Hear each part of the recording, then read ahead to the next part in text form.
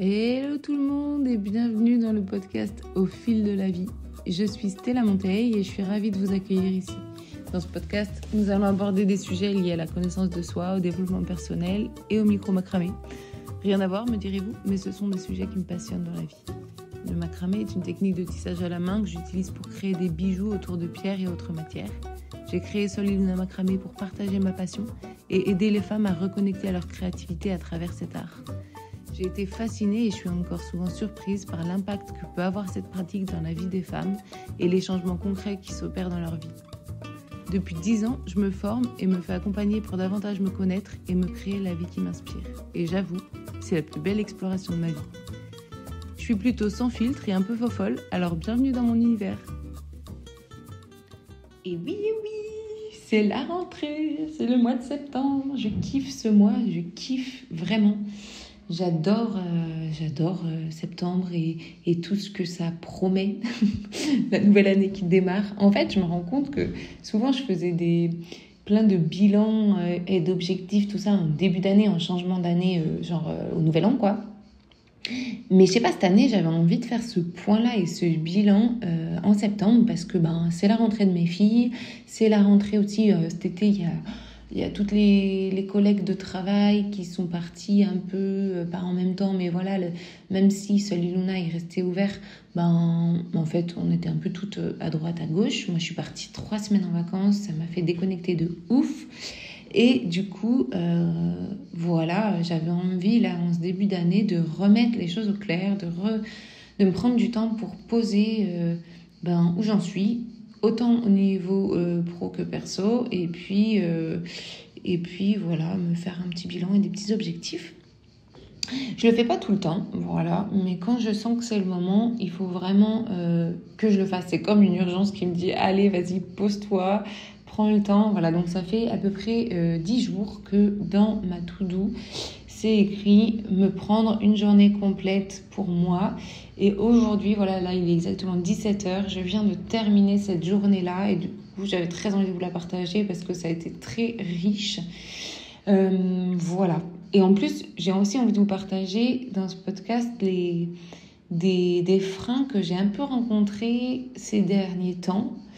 Et du coup, de prendre ce temps dans la journée pour aller vraiment en introspection, ça m'a permis de pas de lever ses freins, mais en tout cas de relativiser et puis de faire en sorte que ces freins-là, ils soient pas bloquants en fait pour ce que je veux mettre en place pour la suite, et puis que ce soit pas des choses qui m'empêchent en tout cas de rêver grand ou d'oser vibrer des choses un peu farfelues. Donc, je vais commencer par... Alors, comme d'habitude, j'ai pas de trame dans mon podcast. Je suis à l'arrache, mais en fait, c'est important pour moi quand même de le partager. Et donc, du coup, je le fais. Et pour l'instant, je suis pas structurée. Et pour l'instant, c'est comme ça. Et j'accueille ça et j'accepte ça. J'espère que quand même ça vous apporte des choses et que vous pouvez suivre, même si ça manque souvent de structure. Donc je vais commencer par raconter comment je m'y suis pris dans cette journée pour faire mon petit point avec moi-même. Donc ce matin, après avoir emmené Nour chez la nounou et déposé les filles, je me suis retrouvée toute seule chez moi et j'ai commencé par... prendre le temps de faire la routine que j'avais mis en place depuis mon voyage de mai au Baléares. J'avais une petite routine que j'aime bien. Je vous en avais parlé dans le premier podcast que j'ai enregistré sur cette chaîne. Et du coup, j'ai fait mon petit réveil du corps. J'ai pris le temps d'atterrir en moi. Je m'ai fait mon petit yoga, mes petits étirements. C'était trop bien. Et après, j'ai aussi pris le temps, comme c'était une journée un peu spéciale pour moi, de méditer entre guillemets, mais en tout cas, j'ai pris un quart d'heure. Je me suis mis une musique ultra inspirante et je suis juste restée assise, posée là, et je suis rentrée en moi pour aller voir qu'est-ce qui s'y passait. Et j'ai kiffé ça. Et du coup, après ça, j'ai eu envie d'écrire et je me suis mise à écrire un petit peu pour approfondir la routine qui était déjà là et voir qu'est-ce que je pouvais rajouter de plus. Ah non, ce que j'ai fait, c'est que d'abord, j'ai pris mon cahier et j'ai séparé en deux. Ah bah tiens, je vais le reprendre, il est là. J'ai séparé en deux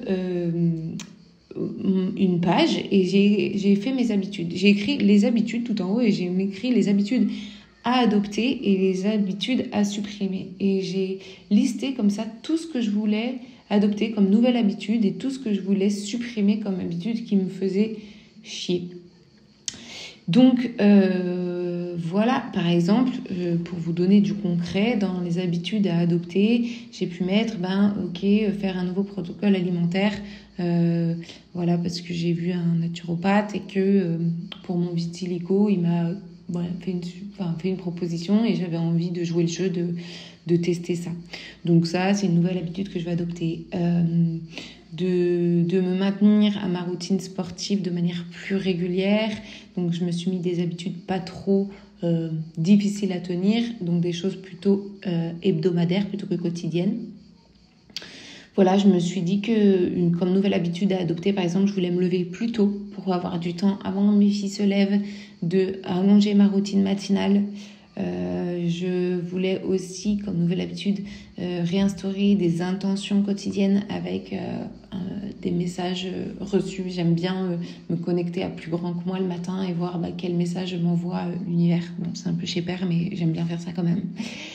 Voilà. Et puis, par exemple, dans les habitudes à supprimer, j'ai envie d'arrêter de fumer chaque soir. Alors, j'ai déjà bien réduit. Je suis pas une grosse fumeuse, donc c'est pas quelque chose qui, disons, me gêne trop parce que voilà, mais quand même là, en plus avec l'été, les apéros et tout, le soir, j'ai remarqué que je me couche pas sans avoir fumé, voilà, donc des habitudes comme ça. J'aimerais bien supprimer aussi comme habitude de boire du café tous les jours. J'aimerais bien aussi supprimer mon addiction au téléphone. Donc, c'est listé comme ça des choses que j'ai envie d'adopter, des choses que j'ai envie de supprimer. Ça, j'ai commencé comme ça et c'était vachement intéressant de regarder. Ok. Des fois, ça se joue à des détails parce que globalement, je trouve que en plus surtout depuis le printemps, parce que j'avais passé un hiver un peu de merde, mais depuis le printemps, j'avais l'impression que j'avais une vie qui allait bien. Mais en fait, on peut toujours aller plus loin et approfondir encore plus. C'est très, très cool de plonger là-dedans. Voilà, et donc après ça, j'ai toujours en musique, toujours avec de l'inspiration qui fait que, je sais pas, ça te connecte à quelque chose qui est chouette, quoi. J'ai détaillé ma routine du matin en ajoutant quelque chose. Comme je vous disais la dernière fois, moi je trouve que quand on fait ce genre d'exercice et qu'on se met à faire nos objectifs et tout, souvent on change du tout au tout. Donc on se met des routines ou des objectifs qui sont hyper éloignés de ce qu'on vit dans le quotidien et ça fait que c'est beaucoup plus difficile de les tenir. Et moi, ma stratégie pour réussir à tenir dans le temps, c'est de me donner des objectifs et des routines qui changent un tout petit peu de celles que j'avais déjà mises en place. Parce qu'en fait, quand tu fais des tests, de toute façon, il y a des choses que tu vas maintenir et des choses que tu vas pas maintenir. Il y a des choses que finalement tu te dis j'aimerais bien ça, mais c'est pas assez fort, ta motivation n'est pas assez forte, ou ton pourquoi tu veux faire ça et c'est pas assez fort, ce qui fait que ça te tiendra pas dans le temps. Donc c'est comme tu veux faire du sport, mais si en fait tu veux en faire pour des raisons qui sont pas assez fortes pour toi personnellement, ça tiendra pas, quoi. Donc du coup, moi j'ai juste modifié, après j'ai réécrit toute ma routine matinale en rajoutant des choses et c'est pour ça que j'avais envie comme habitude à instaurer de me lever plus tôt parce que je vois que en fait le matin j'adore et là d'avoir fait ça ce matin, mais comme ça m'a mis en joie toute la journée, c'est un truc de ouf. Après j'étais trop productive, c'était trop bien. Donc voilà, donc je me suis j'ai décrit tout mon petit matin, que je me réveille plus tôt, à telle heure, que je me pose, j'atterris dans ma journée, j'ai rajouté des petites actions, comme le stomach vacuum, c'est un exercice aussi pour se nettoyer le ventre, se masser le ventre, que j'aimerais bien faire chaque matin, ça me prend 5 minutes. Moi, je suis toujours en mode efficacité, optimisation.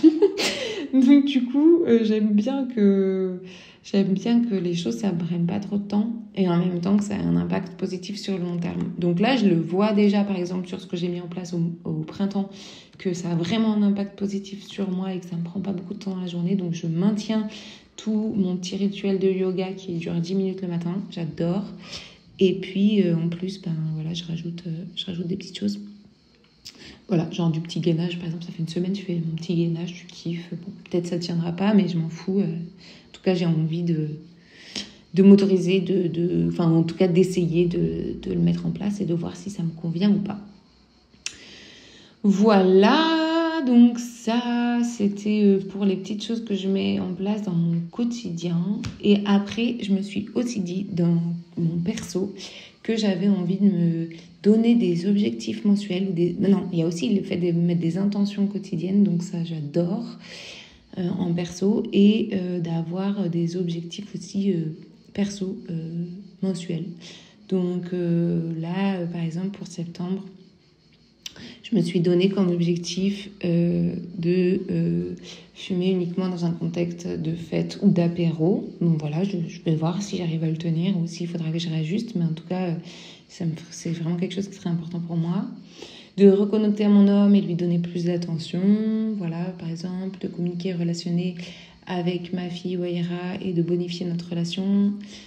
Voilà, ça c'est des exemples que je vous donne. Je vais pas vous donner...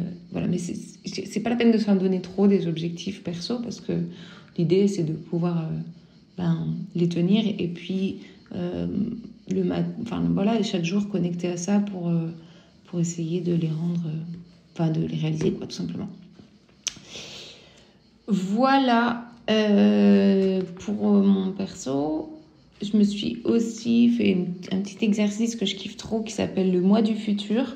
Et ça, c'est juste, je me connecte à une version de moi loin et j'écris comment cette personne elle est. Et ça, c'est assez cool. Mais c'est pareil, il faut de l'inspiration, de la musique. Enfin, moi, en tout cas, c'est comme ça que j'arrive à vraiment plonger dans l'exercice. Donc, je me suis fait ce petit exercice. Après, j'ai repensé à comment j'avais envie, justement, j'ai repensé à ce podcast et à comment j'avais envie de l'orienter. Et puis, c'est là où je me suis rendu compte que, en fait, j'avais quand même un peu le syndrome de l'imposteur par rapport à pas mal de trucs qui étaient revenus. J'étais aussi dans pas mal de comparaisons, de doutes, de quelle direction je prends. Voilà, et en fait, je me suis rendu compte de ça, que je me freinais vachement. Donc, j'en parlais au début de ce podcast, et c'était ça le frein, en fait, c'est de me dire, mais j'ose pas complètement assumer ce que j'ai envie de dire, ce que j'ai envie de faire. J'ai l'impression que je me freine, j'ai l'impression qu'il y a un truc en moi qui ose pas y aller à fond. Donc, je sais pas si je parle de ce podcast là, ou en général, en fait, j'ai mon activité de Solid Luna Macramé, qui est mon activité autour du macramé, du micro-macramé, et surtout de l'accompagnement dans la connexion à sa créativité, et d'aider les femmes à connecter leur créativité par ce biais du micro-macramé et tout le bien-être que ça apporte. Ça, c'est vraiment ma mission numéro 1 avec mon activité Solid Luna. Mais j'ai aussi tout cet aspect de développement personnel, de coaching, d'accompagnement de la femme aussi dans d'autres dimensions, il y a un truc qui a envie de germer et et en même temps il y a un truc qui freine. Et ce que je me suis rendu compte qui était fou, c'est que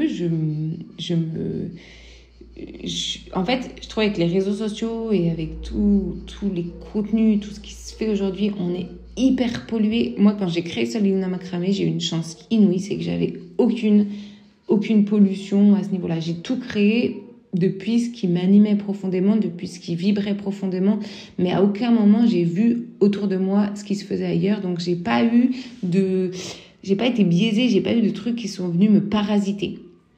Mais là, dans tout cet univers du développement personnel, du coaching, du prendre soin de soi, de la connaissance de soi, ça pullule d'informations sur Internet et sur les réseaux. Et du coup, parfois, je suis complètement parasitée et je me rends compte que je me mets à me comparer à ce que font les autres, que je me mets à douter de ce que j'ai à apporter au monde à ce niveau-là, que je me dis, mais non, mais meuf, t'es pas du tout légitime, regarde, non, en fait... voilà, je sais pas quelle direction prendre, je sais pas comment mettre enfin, voilà, qu'est-ce que je peux créer comme concept, comme contenu, comme quelque chose. Moi, j'aime bien faire des choses que les gens n'ont jamais fait, donc des choses différentes, mais enfin, il y a tellement de choses qui se font que j'ai toujours peur d'être influencée par ce que font les autres et d'être trop, enfin, voilà, de faire un peu du copier-coller. J'ai pas envie de faire ça. Voilà. Donc, j'ai tous ces doutes-là que j'ai pu identifier et je me suis dit, ah, mais ok, en fait, meuf, t'es grave en train de te comparer, t'es grave en train de douter. Et en fait, bon, ça fait partie du chemin, c'est ok, tu vois, mais juste de le voir, ça permet aussi de l'accepter et de me dire, bah, ok, je vais pouvoir faire en sorte de faire avec ça et d'y aller quand même. Bon, de toute façon, j'y vais quand même parce qu'avec ce podcast, même si ça part dans tous les sens et que c'est décousu, il y a quand même l'intention première, c'est ça, c'est de partager autour de ces sujets-là et puis c'est de découvrir aussi en faisant qu'est-ce qui va naître de ça. D'ailleurs, j'ai très envie d'interviewer des entrepreneurs. J'ai l'impression que j'ai plus envie de partir dans le monde de l'entrepreneuriat, mais bon, c'est encore pas très clair. On s'en fout. Je me suis rendu compte aussi que j'avais un syndrome de l'imposteur et ça, je m'en suis rendu compte quand...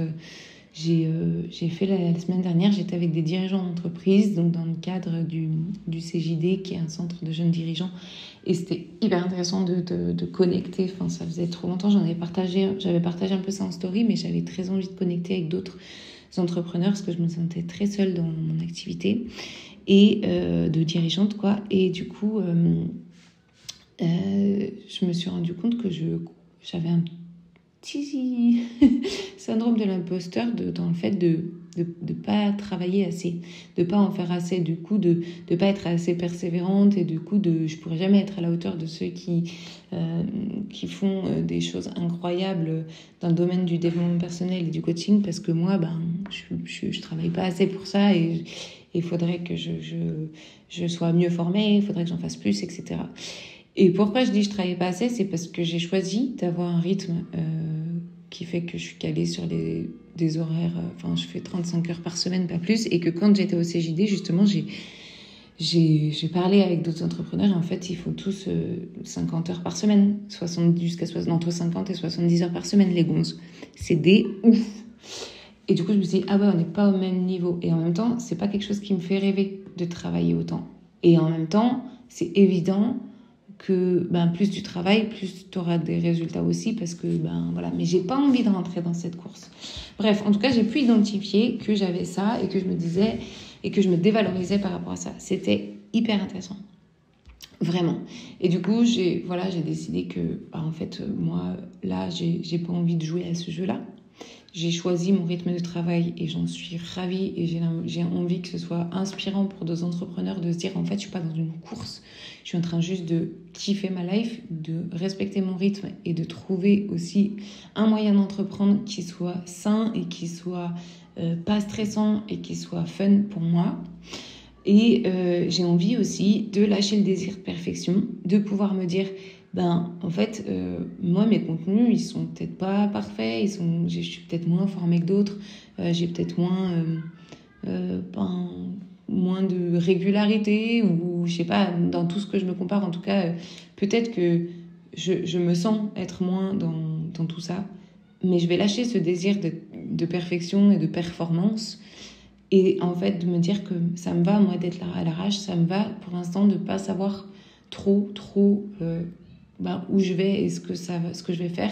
Mais le plus important, en fait, et ce que j'ai envie d'honorer et ce que j'ai envie de chérir, c'est le fait que, malgré tout ça, je passe à l'action. Et malgré tout ça, j'ai pas envie que ça me freine et j'ai envie d'y aller.